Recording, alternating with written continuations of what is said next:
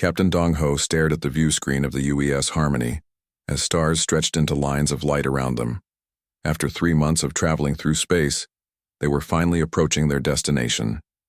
The Kepler 442 system was supposed to be empty according to Earth's telescopes, but Dong Ho had learned not to trust old data when exploring the unknown. "Captain, we're dropping out of quantum drive in 30 seconds, called out Su Jin from the engineering station. Her fingers danced across the controls with practiced ease.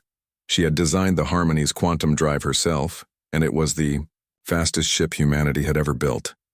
"All stations, prepare for normal space," Dong Ho announced.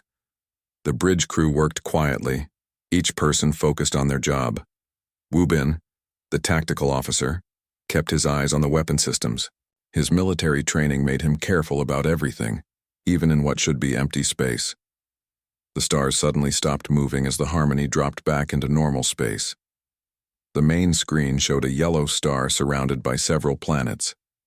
It looked peaceful enough, but something was wrong. Wu Bin's instruments were picking up strange readings. "Captain, I'm detecting multiple large objects near the 4th planet," Wu Bin reported. His voice was calm, but Dong Ho could hear the concern underneath.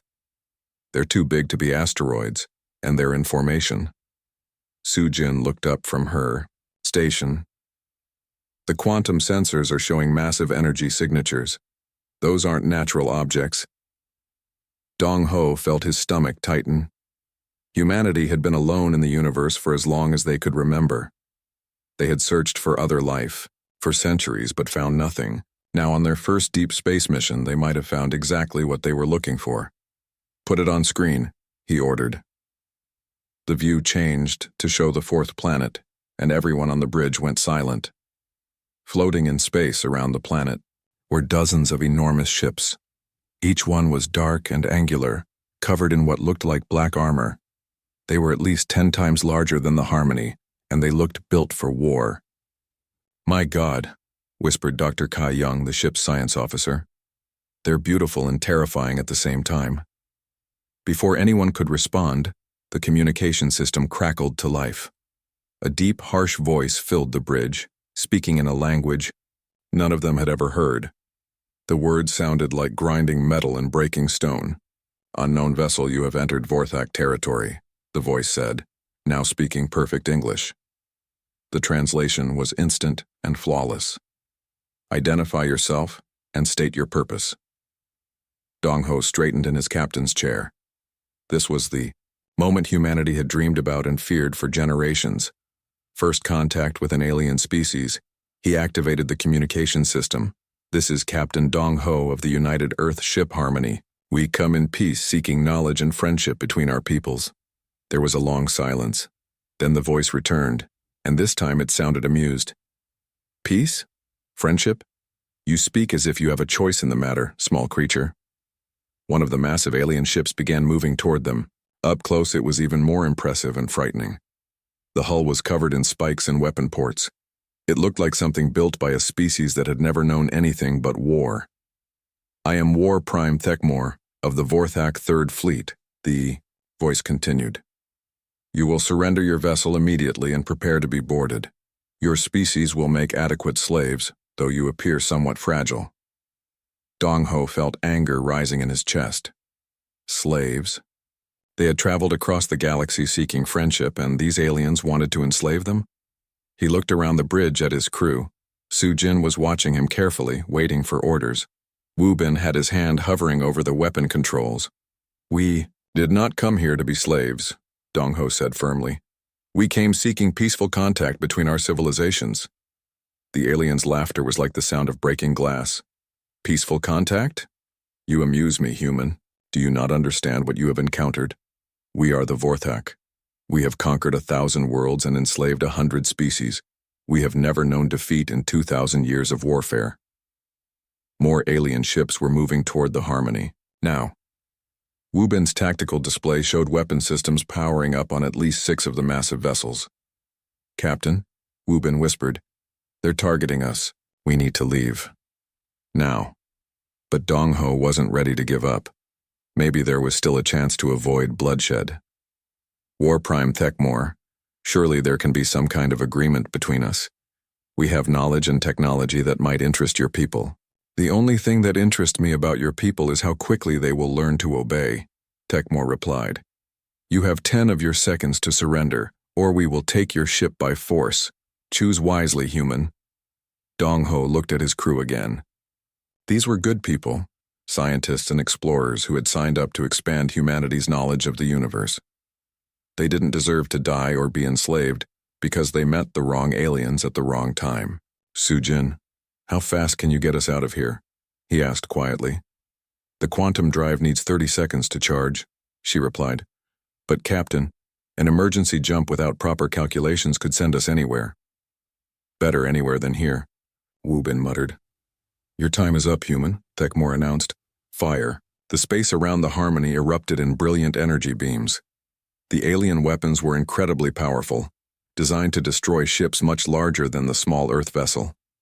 But humanity had one advantage the aliens didn't expect. The Harmony was fast and maneuverable. Evasive maneuvers, Dong Ho shouted. Wu Bin's hands flew over the controls, sending the Harmony twisting and diving between the energy beams.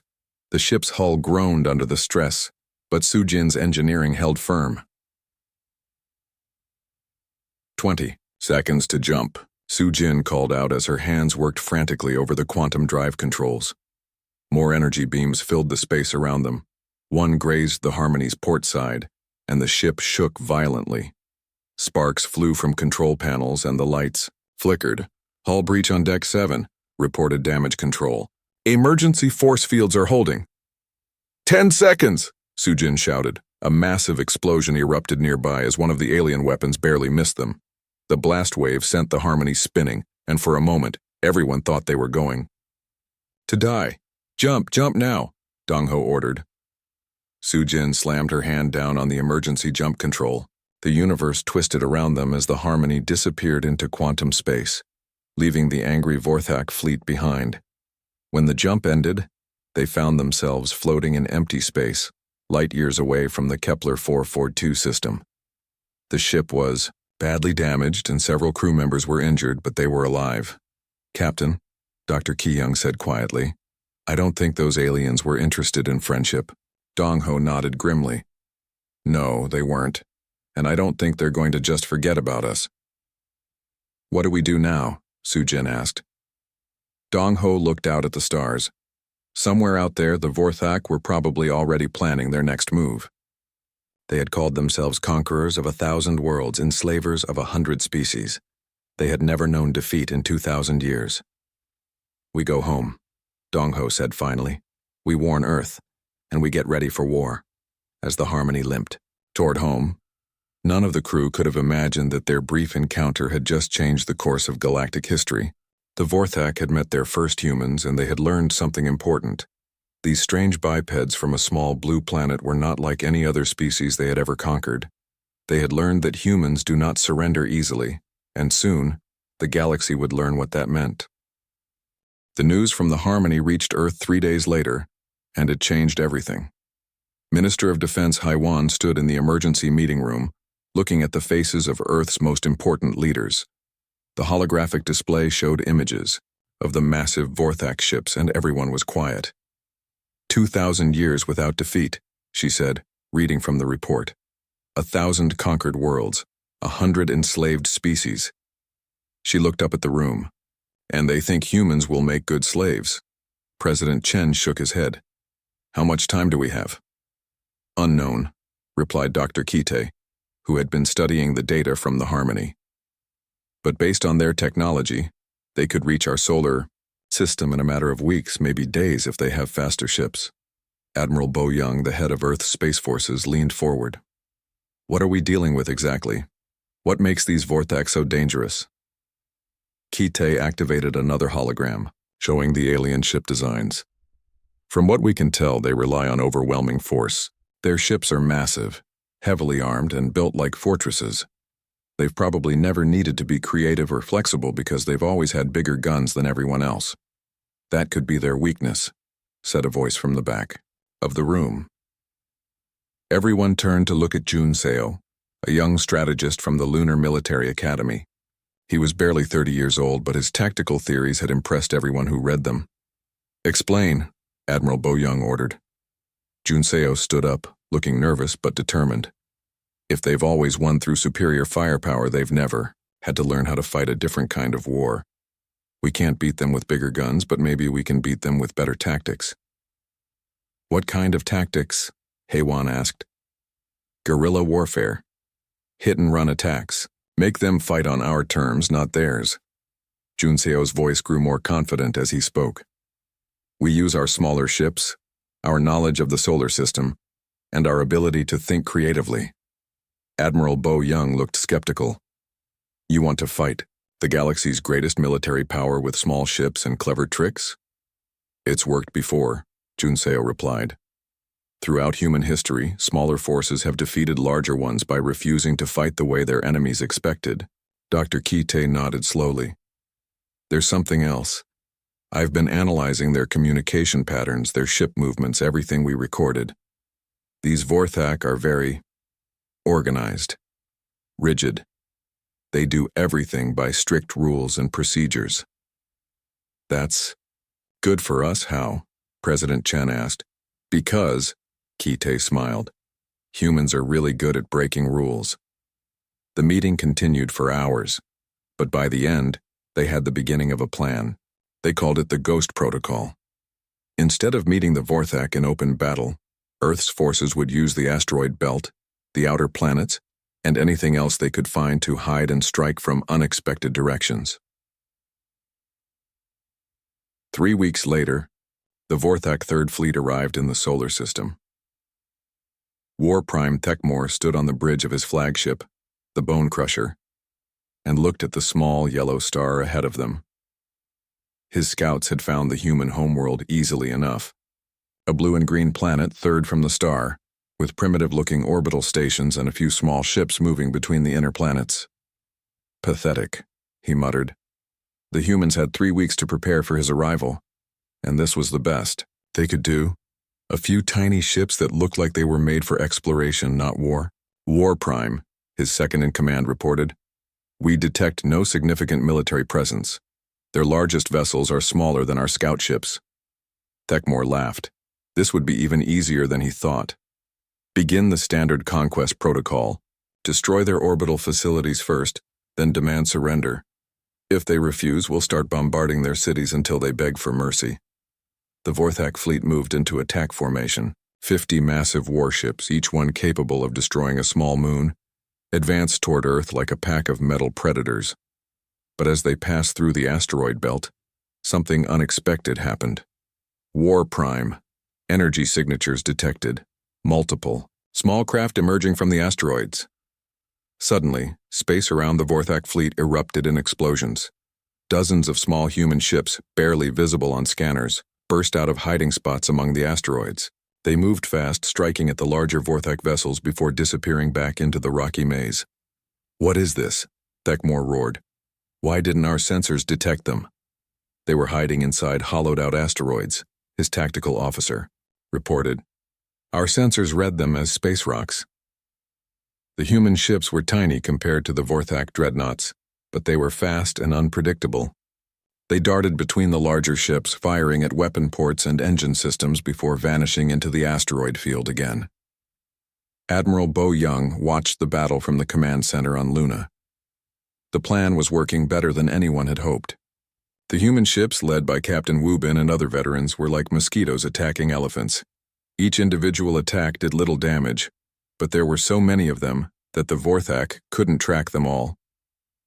"Ghost Squadron 7, hit the flagship's port weapons array," she ordered. "Copy that, Admiral, going in." On her screen, Bo-young watched as 6 small human fighters emerged from an asteroid cluster, fired their weapons at the massive Bone Crusher, and disappeared again before the alien ship could respond. Thekmor was becoming furious. His mighty fleet was being harassed by insects, and his weapons couldn't hit targets that small and fast. "Launch all fighters," he commanded. "Hunt down every human ship." But the Vorthak fighters were designed for fighting other large ships, not for chasing small, maneuverable craft through an asteroid field. The human pilots, led by veterans like Captain So-min and Lieutenant Hyunjo, had spent weeks learning every rock and hiding place in the belt. "This is Ghost Leader to all units." Wu Bin's voice crackled over the communication system. "Remember, we're not trying to win a fair fight. We're trying to make them angry and stupid." The harassment continued for hours. The human ships would appear, strike, and vanish like ghosts. They targeted weapons, engines, communication arrays, anything that would slow down or confuse the massive Vorthak ships. Finally, Thekmor had enough. "All ships, full speed toward the human homeworld. Ignore the small craft." But as the Vorthak fleet tried to leave the asteroid belt, the humans sprung their real trap. "Now," Admiral Bo Young commanded. Hidden throughout the asteroid belt were hundreds of remote-controlled mines, each one disguised to look like a piece of space rock. As the Vorthak ships rushed past them, the mines activated. The explosions lit up space like a deadly fireworks display. 3 Vorthak dreadnoughts were destroyed instantly, and 5 more were severely damaged. The proud Third Fleet, which had never lost a battle, was suddenly struggling to stay in formation. "Impossible," Thekmor screamed. "How dare they use such cowardly tactics?" But the humans weren't done. As the confused and damaged Vorthak fleet finally cleared the asteroid belt, they found more surprises waiting for them. Human ships emerged from behind Jupiter's moons, from the rings of Saturn, even from hiding spots inside the giant planet's upper atmospheres. The battle raged across the solar system for 6 hours. When it finally ended, the mighty Vorthak Third Fleet was in retreat, leaving behind the wreckage of 6 destroyed dreadnoughts and the damaged hulks of a dozen more.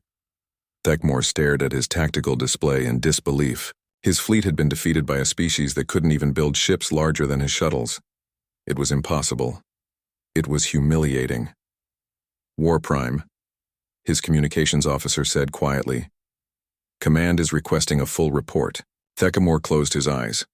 How could he explain this to the High Council?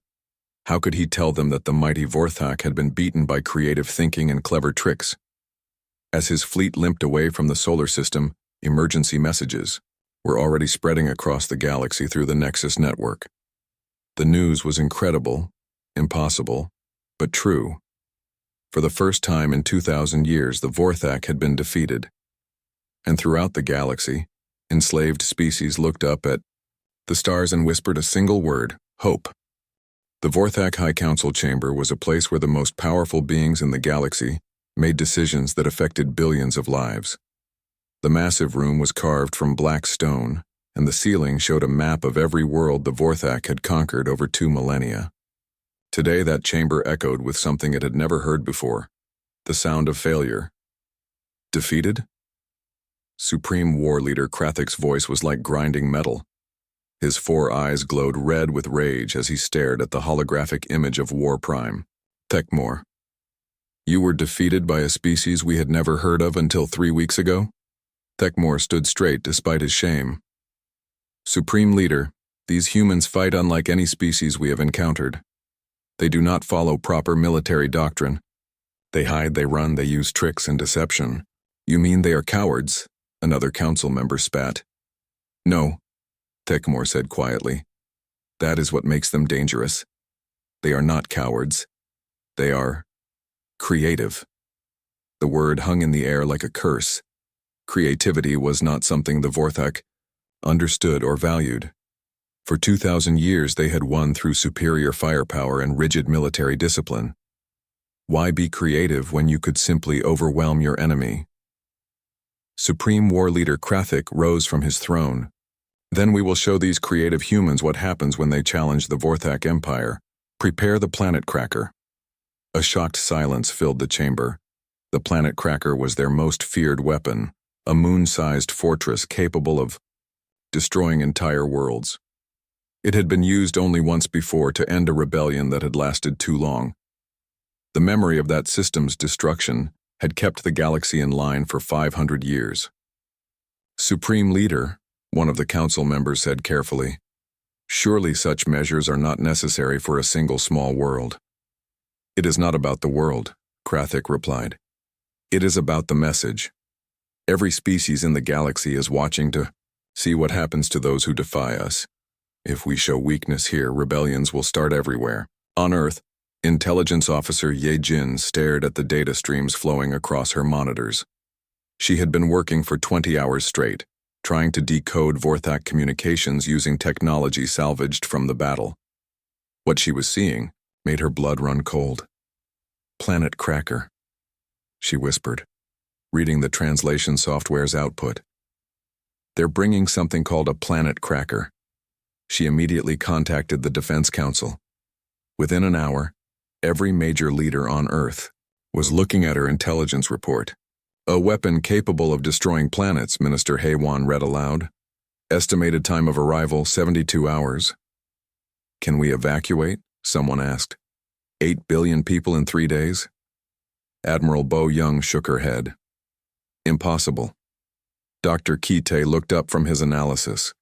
"According to the intercepts, this planet cracker is massive, moon-sized. But that also means it's slow and probably not very maneuverable." "What are you thinking?" Haywan asked. "Maybe we can't run from it," Kite said. "But perhaps we can turn it against them." Meanwhile, on a mining station in the asteroid belt, former miner Hyunwoo was putting together the most dangerous team he had ever assembled. Mi-Ray, a cyber warfare specialist who had learned to hack alien computer systems during the first battle. Tae-hyun, a demolitions expert who understood explosives better than anyone alive. And 12 other volunteers who knew they were probably going on a suicide mission. "The plan is simple," Hyunwoo explained to his team. "We get inside this planet cracker, we plant enough explosives to crack it like an egg, and we get out." "And if we can't get out?" asked one of the volunteers. Hyunwoo was quiet for a moment. "Then we make sure the job gets done anyway." The planet cracker arrived in the solar system like a moving mountain of metal and death. It was larger than most moons, covered in weapon ports and defensive systems. At its heart was a gravity weapon capable of tearing a planet apart from the inside. War Prime Thekmore, now commanding the planet cracker after his failure with the fleet, looked at the blue world hanging in space before him. It looked so peaceful, so innocent. Soon it would be nothing but broken rocks and cooling magma. "Begin the targeting sequence," he commanded. But as the planet cracker moved into position, something unexpected happened. A small asteroid, barely visible on scanners, drifted close to the massive weapon's hull. It looked like just another piece of space debris, the kind that constantly moved through star systems. Inside that hollow asteroid, Hyunwoo and his team held their breath as they made contact with the planet cracker's hull. Mi-Ray immediately went to work on the alien computer systems, using techniques she had learned from studying captured Vorthak technology. "I'm in," she whispered. "Security systems are down for the next 10 minutes." The team moved through the planet cracker's maintenance tunnels like ghosts. Tae-hyun placed his carefully designed charges at critical structural points throughout the massive weapon. Each explosive was precisely calculated to create a chain reaction that would tear the entire structure apart. But they were not alone on the planet cracker. As they planted the last of their charges, Vorthak security teams finally detected them. "Intruders in Section 7. An alien voice echoed through the corridors. "All units respond. Go, go, go," Hyunwoo shouted as his team ran for their extraction. Point-heavy Vorthak soldiers, twice the size of humans and armed with energy weapons, poured into the corridors. A firefight erupted in the narrow passages of the planet cracker as the human team fought their way back to their ship. "Hyunwoo," Mi-Ray called out as she worked frantically on her portable computer. "I need 30 more seconds to upload the detonation virus." "You've got it," Hyunwoo replied, laying down covering fire as Vorthak soldiers advanced on their position.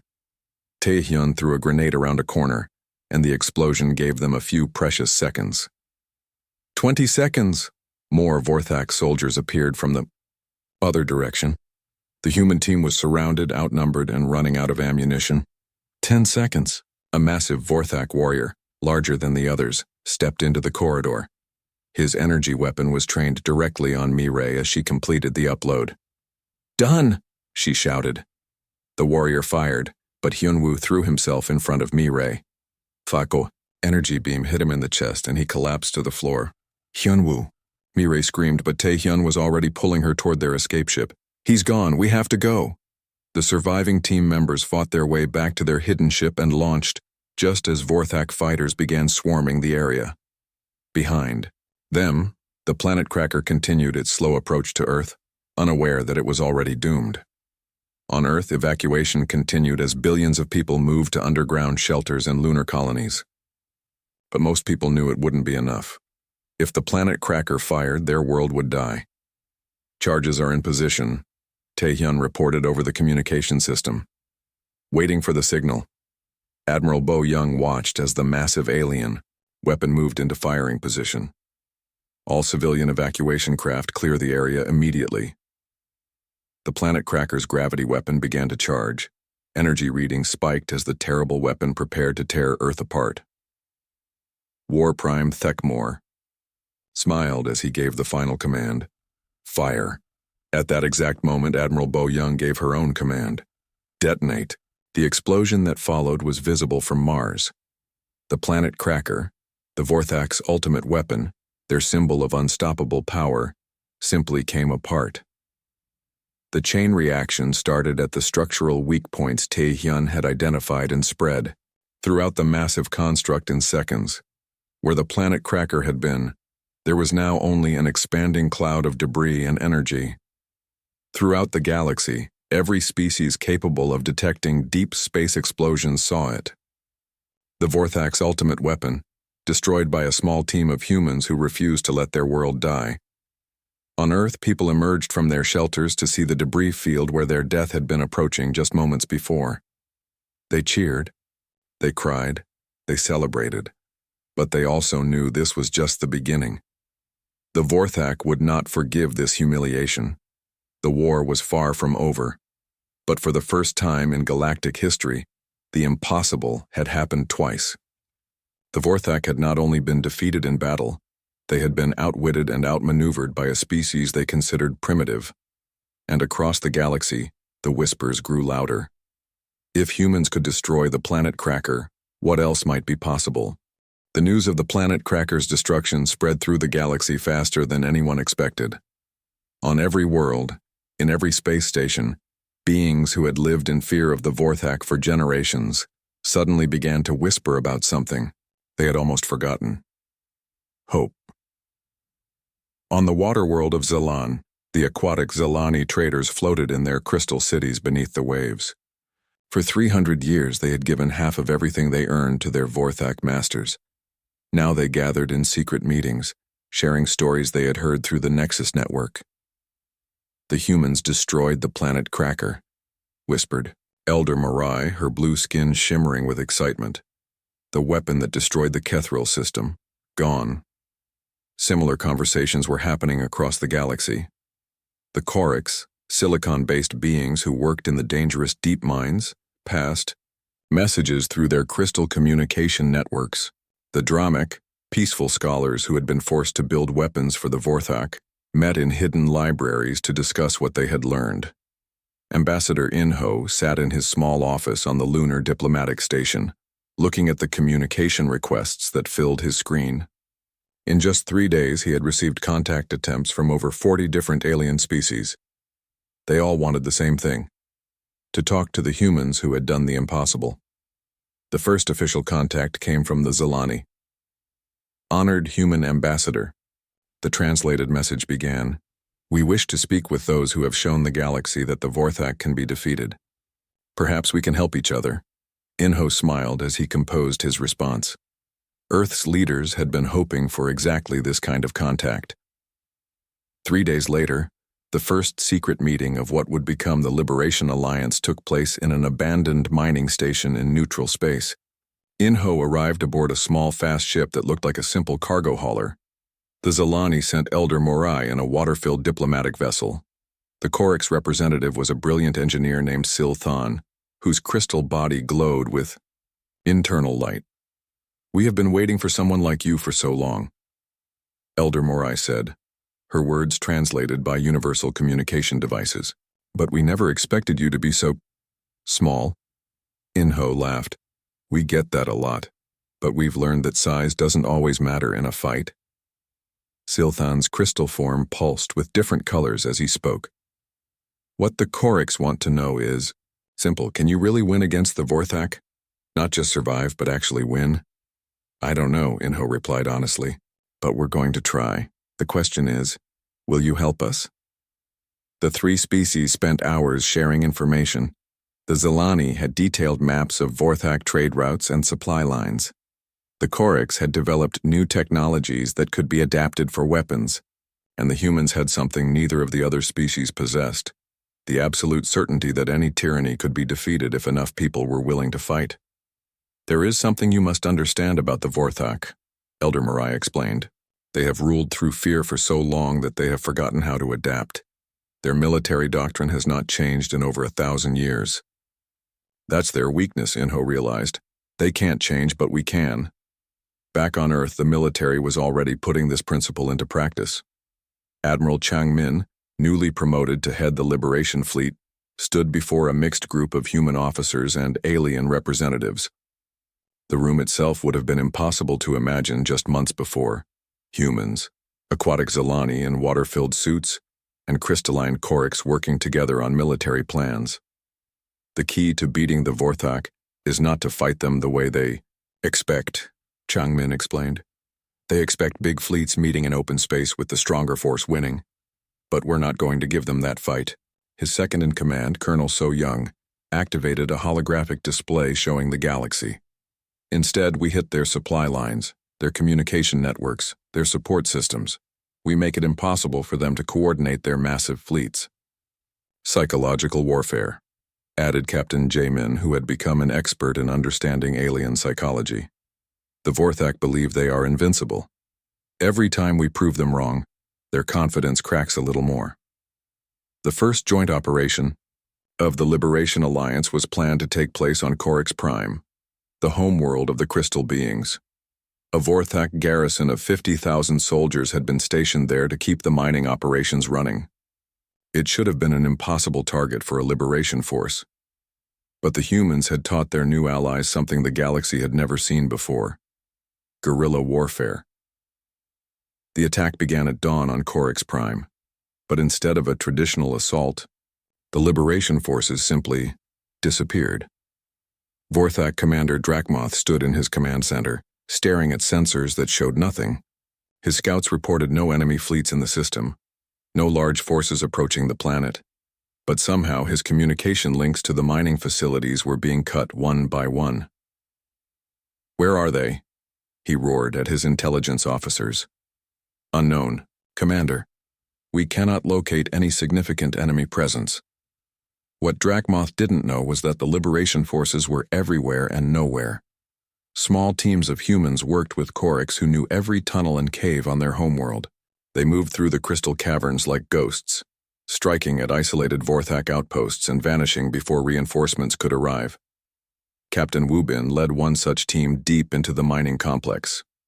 With him were 3 Koriks engineers who had been working as slaves in their own mines for decades, and 2 human commandos who had trained for exactly this kind of operation. "Guard post ahead," whispered Koriks engineer Velshan, his crystal body dimming to avoid detection. 6 Vorthak soldiers. "Standard procedure," Wubin replied quietly. "Fast, quiet, gone." The attack lasted less than 30 seconds. The Vorthak guards never knew what hit them. The team destroyed the communication equipment, freed the Korik slaves working in that section, and disappeared back into the tunnels. Similar attacks were happening all across the planet. The Vorthak garrison found itself blind, unable to coordinate, constantly under attack by enemies they couldn't find or fight. "This is impossible," Drakmoth screamed at his tactical officers. "Where are their ships? Where are their armies?" "Commander," one of his subordinates said carefully, "perhaps they are not fighting with ships and armies. Then how are they fighting? Like humans." The word had become something between a curse and a description of fear among Vorthak forces. To fight like humans meant to ignore all proper military doctrine, to use tricks and creativity instead of honor and strength. Within 6 hours, the Vorthak garrison on Korix Prime had lost contact with half their facilities. Their commander was seeing enemies everywhere and nowhere, jumping at shadows and shooting at sounds. Finally, Drakmoth made the decision that would echo across the galaxy. He ordered a full retreat. The mighty Vorthak, faced with an enemy they couldn't understand or predict, abandoned an entire world rather than continue fighting. The news spread through the Nexus network like wildfire. The Vorthak had retreated. For the second time in galactic history, they had been defeated by humans and their allies. But more importantly, they had been defeated by ideas. The concepts of guerrilla warfare, psychological pressure, and adaptive tactics were spreading from species to species.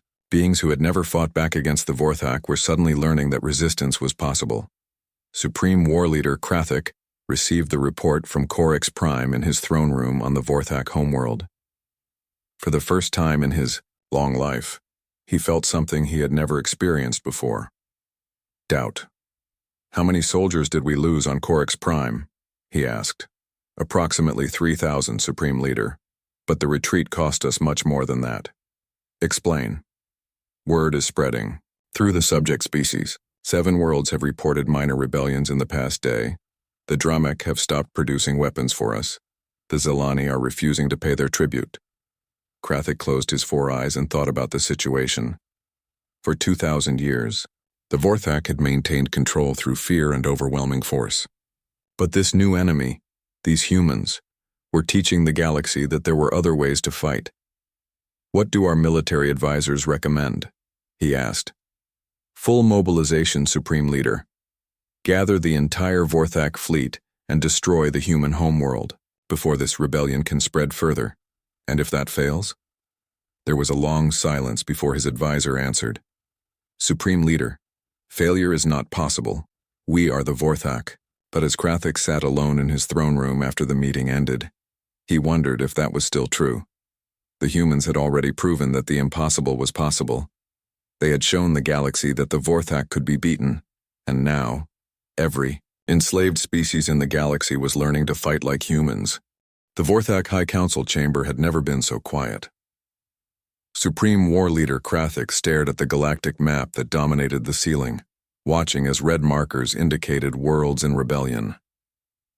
In just 2 weeks, 17 systems had declared independence from the Vorthak Empire. "The situation is becoming critical," War Prime Veltar reported. "The humans and their allies are using tactics we have never encountered. They strike without warning, disappear without trace, and somehow convince our subject species to join their rebellion. Then we will remind the galaxy why they feared us in the first place," Krathik declared.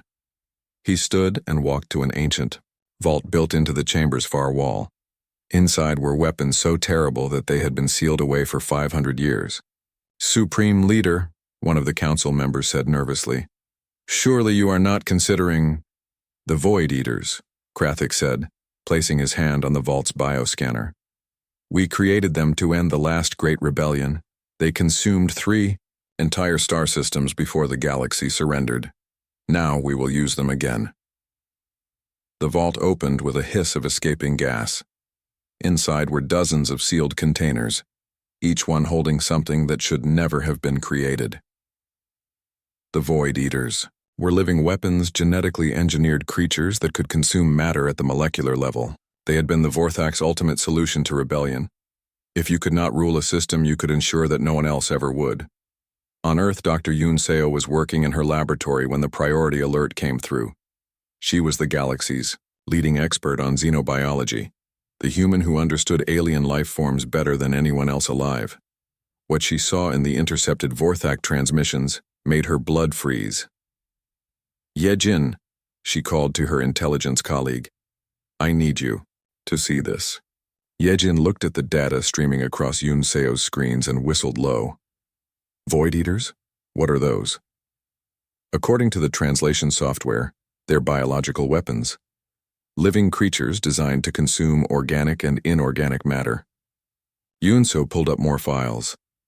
The Vorthak used them 500 years ago to end a rebellion. They destroyed 3 entire star systems.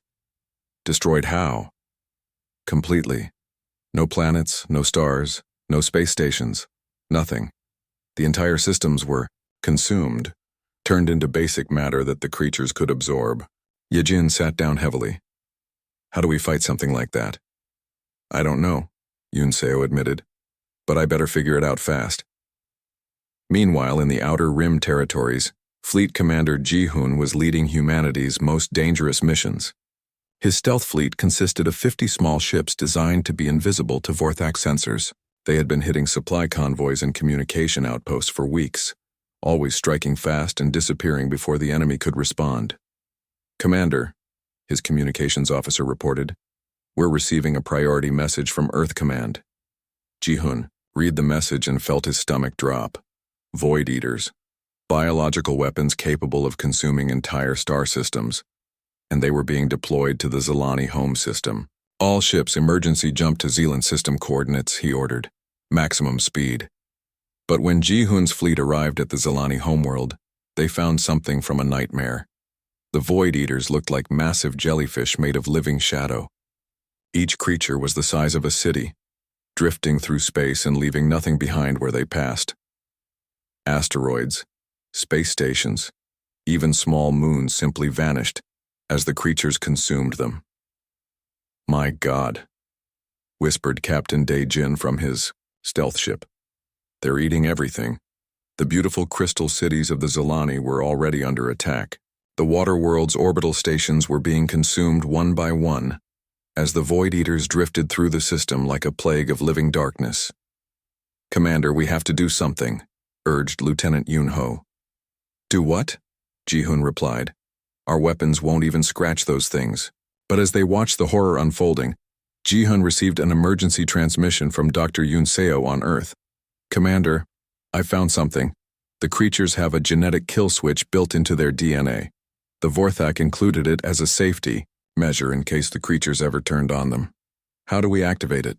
"Specific quantum frequencies broadcast at close range. I'm sending you the data now." "But Commander, someone has to get very close to those creatures to make it work." Ji-hoon looked at his fleet of 50 ships and made the hardest decision of his life. "All ships, we're going in. Prepare the quantum transmitters." "Sir." Captain Dae-jin's voice was steady despite the fear everyone felt. "Those things will consume our ships the moment we get close." "I know," Ji-hoon replied. "But if we don't try, they'll consume everything else." The human stealth fleet dove toward the Void Eaters like tiny birds attacking giant predators. The creatures noticed them immediately and began moving toward the small ships with terrifying speed. "First transmitter deployed," called Captain So-jin as her ship released the quantum frequency device. Immediately, the nearest Void Eater began, moving toward her vessel. "So-jin, get out of there!" Ji-hoon shouted, but it was too late. The massive creature engulfed her ship, consuming both the vessel and the brave captain in seconds. But the quantum transmitter had done its work. The creature suddenly convulsed and began to break apart at the molecular level.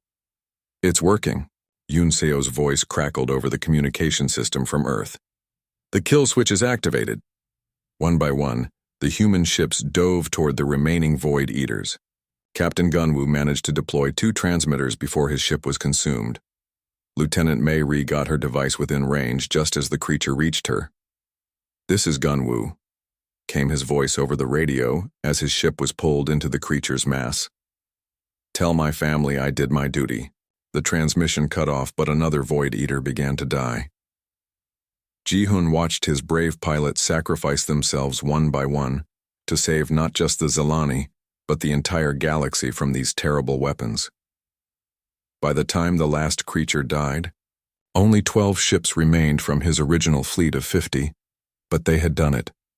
The Void Eaters were dead, killed by their own genetic programming and the sacrifice of human pilots who refused to let innocent worlds be consumed. The news of the Void Eaters' destruction spread through the galaxy even faster than the news of previous human victories. Every species capable of receiving interstellar communications learned the same incredible fact. The humans had destroyed the Vorthak's ultimate weapon. More importantly, they had done it by sacrificing themselves to save others. On the Vorthak, Homeworld Supreme War Leader Krathik received the report in stunned silence. The Void Eaters, weapons that had ended the last great rebellion, were gone, destroyed by a species that had appeared from nowhere just months before. "How is this possible?" he whispered. "The humans appear to have discovered the genetic kill switch," his science advisor reported. "They sacrificed their own ships to get close enough to activate it." Sacrifice themselves? For aliens they barely know? Yes, Supreme Leader. For the first time in his 2,000-year life, Krathik felt something he had never experienced. Fear. Not fear of death or defeat, but fear of something he couldn't understand. What kind of species sacrificed their own lives to save others? What kind of beings fought not for conquest or glory but for the freedom of strangers? Across the galaxy, the same question was being asked by billions of beings, and the answer was always the same: humans. The word had become more than a species name. It had become a symbol of hope, of the belief that any tyranny could be defeated if enough people were willing to fight for what was right. In hidden meeting places on 1,000 worlds, beings who had been slaves for generations began to plan their own rebellions. They had seen what humans could accomplish, and they wanted to learn how to fight like humans. The galaxy was changing, and the Vorthak Empire was beginning to crumble from within. But the greatest battles were still to come. The final battle for the galaxy began on a Tuesday. Admiral Changmin stood on the bridge of the Liberation Fleet flagship, looking at the largest military force ever assembled in galactic history. Ships from 43 different species formed a massive armada stretching across space. Zilani waterships gleamed like jewels. Korix crystal vessels pulsed with internal light, and Dramek scholar ships broadcast messages of freedom to anyone who would listen. At the center of it all were the human vessels, smaller than most of their allies' ships but carrying something more valuable than weapons: the absolute certainty that freedom was worth any price. "Admiral," reported Captain Hyojin from the tactical station, "all fleet commanders are ready. We have 738 ships total." "And the enemy?" Changmin asked. "The entire Vorthak home fleet. Over 2,000 vessels, including their 3 remaining planet crackers." Changmin nodded grimly. The Liberation Fleet was outnumbered 3-1, facing an enemy that had never lost a major battle in their homeworld system, but numbers had never been humanity's strength anyway. "Signal all ships," he commanded. "Today we end 2,000 years of tyranny. Today, the galaxy becomes free." On Vorthak Prime, Supreme War Leader Krathik stood in his command center carved deep into the planet's crust. Around him, his generals prepared for what they believed would be the final battle of the rebellion. Once the human fleet was destroyed, the galaxy would remember why it had feared the Vorthak for so long. "They come to us like insects to a flame," Krathik said, watching the approaching Liberation Fleet on his displays. "Good. Here, surrounded by our strongest defenses, we will crush them completely." The battle began when the two fleets were still light minutes apart. Vorthak planet crackers fired their gravity weapons across impossible distances, trying to tear apart the Liberation ships before they could get close. But the humans had learned from their previous encounters. "Scatter formation," Changmin ordered. "Make them fight 1,000 small battles instead of one big one." The Liberation Fleet broke apart like a flock of birds, individual ships and small squadrons diving toward the Vorthak fleet from every possible angle. The rigid Vorthak formation, designed to concentrate firepower, suddenly found itself unable to target enemies that refused to stay in formation. Captain Hyojin led her squadron of mixed human and Zilani ships in a diving attack on one of the planet crackers. The massive weapons defenses were designed to stop large fleets, not small groups of fast maneuverable vessels. "Remember," she told her pilots, "we're not trying to destroy it. We just need to keep it busy while the ground teams do their job." On the surface of Vorthak Prime, General Young-ho was leading the most impossible military operation in human history. His army consisted of species that had been enemies just months before, now fighting side by side to free their galaxy. Human commandos moved through the planet's industrial districts with Korix engineers who knew how to shut down power systems. Zilani infiltrators used their water manipulation abilities to flood Vorthak bunkers, while Dramek scholars broadcast surrender demands in 43 different languages. But the most important mission belonged to Colonel Jae-min and his Special Forces team. They had one objective: reach the Central Command bunker and capture Supreme War Leader Krathik alive. "Why alive?" one of his soldiers had asked during the briefing. "Because," Jae-min had replied, "we need him to order his forces, to surrender. If we just kill him, they'll fight to the death out of spite. The battle raged across Vorthak Prime for 6 hours. In space, Admiral Chang-min coordinated attacks on the Vorthak fleet while avoiding their massive weapons. On the ground, General Young-ho's forces pushed deeper into the planet's defenses, using tactics that the rigid Vorthak military couldn't predict or counter. But the crucial moment came when Colonel Jamin's team reached the central bunker. They found Supreme War Leader Krathiak standing alone in his command center, all 4 of his eyes fixed on the tactical displays showing his empire's collapse. "So," Krathiak said without turning around, "the insects have reached the heart of the nest." "It's over," Jamin replied, his weapon trained on the Vorthak leader. "Your fleets are broken, your defenses are falling. Order your forces to surrender, and no more lives need to be lost." Krathiak finally turned to face the human colonel. For the first time, Jamin saw something in the alien's eyes that he hadn't expected. Respect. "You know," Krathiak said, "in 2,000 years of conquest, no enemy has ever offered to spare our lives after defeating us. We have always killed or enslaved every species we conquered." "We're not you," Jamin replied simply. "No," Krathiak agreed. "You are something else entirely. Something we never understood." He walked slowly to his command chair, moving like an old man despite his massive size. "Do you know what the greatest failure of the Vorthak Empire was? Human. Tell me. We thought that fear was the same as respect. We believed that forcing others to obey was the same as earning their loyalty." Krathiak sat down heavily. "But you made species want to follow you. Not because they feared you, but because they believed in you." Jamin kept his weapon steady but listened carefully. "And now? Now the galaxy will learn what it means to be free." Krathiak reached for his communication controls. "All Vorthak forces, this is Supreme War Leader Krathiak. Cease all hostile actions immediately. The war is over." The message went out across the Vorthak fleet and was repeated to every Vorthak installation in the galaxy. For a moment, space was eerily quiet as thousands of ships stopped fighting. Then, slowly, the surrender began. Admiral Chang-min watched from his command bridge as Vorthak dreadnoughts powered down their weapons and activated their surrender beacons. Around him, his crew was cheering, but he felt only exhaustion and sadness for all the lives that had been lost. "Admiral," Captain Hyojin reported, "we're receiving surrender signals from all enemy vessels.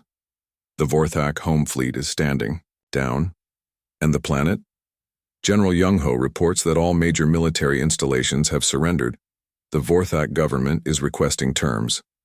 Chang-min nodded. "Signal all fleet commanders. The war is over."